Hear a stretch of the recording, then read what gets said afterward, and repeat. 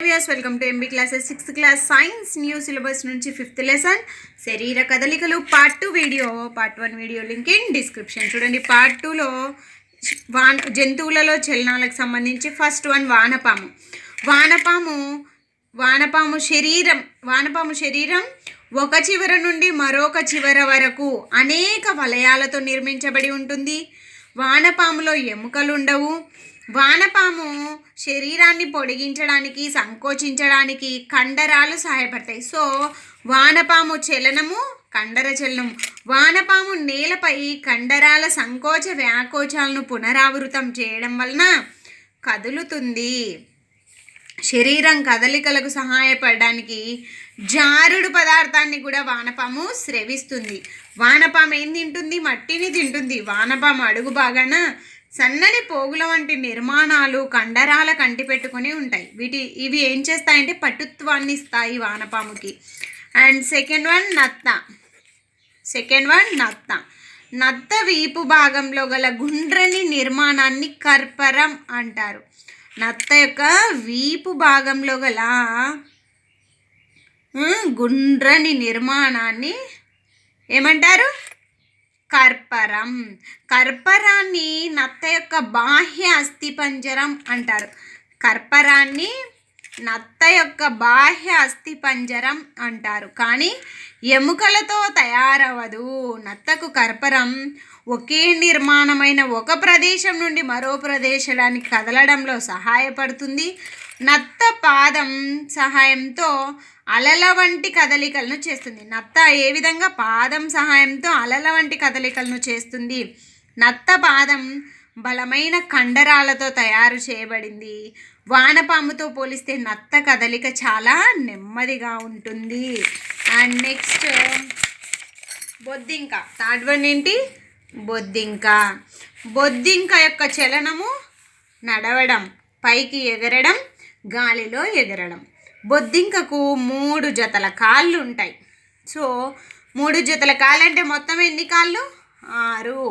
బొద్దింక శరీరం గట్టిగా ఉన్నటువంటి బాహ్య అస్థిపంజరంతో కప్పబడి ఉంటుంది.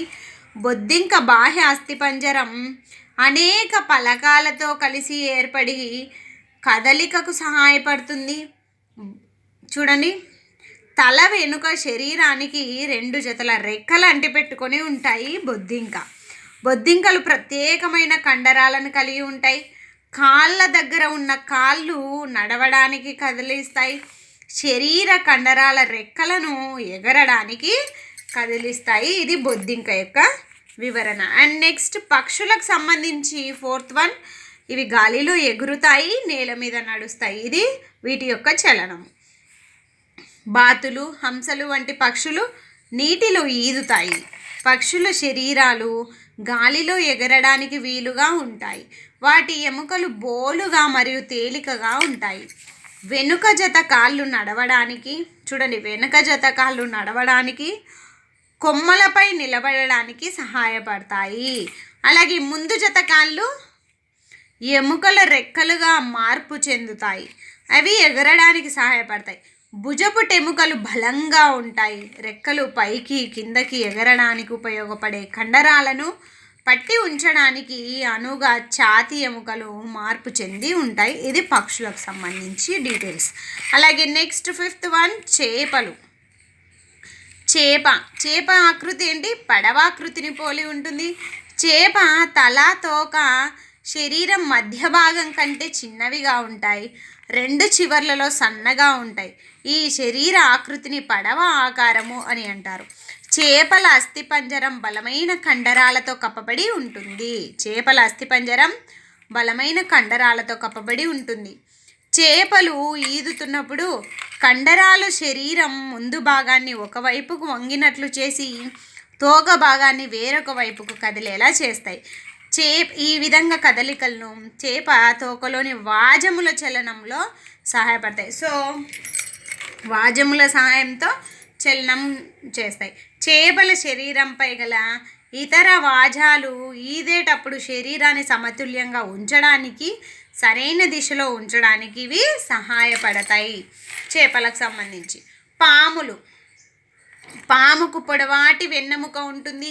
ఇవి చాలా పలుచని కండరాలను కలిగి ఉంటాయి. అలాగే కండరాలు, వెన్నెముక, పక్కటెముకలు చర్మాన్ని ఒకదానితో మరొక దాన్ని కలిపి ఉంటుంది. పాము శరీరం అనేక వంపులుగా వంగి ఉంటుంది. పాము యొక్క ప్రతి వంపు నేలకు వ్యతిరేకంగా నొక్కడం ద్వారా ముందుకు నెడుతుంది. సో ప్రాచీన గ్రీకు తత్వవేత్త అయినటువంటి అరిస్టాటిల్ రాసిన పుస్తకం గైట్ ఆఫ్ యానిమల్స్. ఓకే, ఇది గుర్తుపెట్టుకోండి, గైట్ ఆఫ్ యానిమల్స్. అలాగే యోగాకు సంబంధించి డీటెయిల్ కొంచెం ఇచ్చారు మ్యాటర్ చూడండి. అంతర్జాతీయ యోగా దినోత్సవం జూన్ 21. ఐక్యరాజ్య సమితి ఎవరు ప్రకటించారు? ఐక్యరాజ్య సమితి. యోగా వెన్నెముకను నిటారుగా ఉంచడంలో సహాయపడుతుంది. యోగా ఆసనాల ద్వారా శరీరంలోని బరువును తగ్గించడంలోను, ఎముకలను బలంగా చేయడంలోను, మరి ఆస్టియోపోరోసిస్ అనే ఎముకల వ్యాధిని దూరం చేయడంలోను యోగా సహాయపడుతుంది. కీళ్ళ నొప్పి నుండి ఉపశమనం పొందడంలోను, శరీరంలోని అన్ని కండరాలను చురుకుగా ఉంచును, గుండెను ఆరోగ్యంగా ఉంచేది యోగా. మీకు కనుక నా వీడియో నచ్చినట్లయితే please like, share and subscribe. Thank you for watching.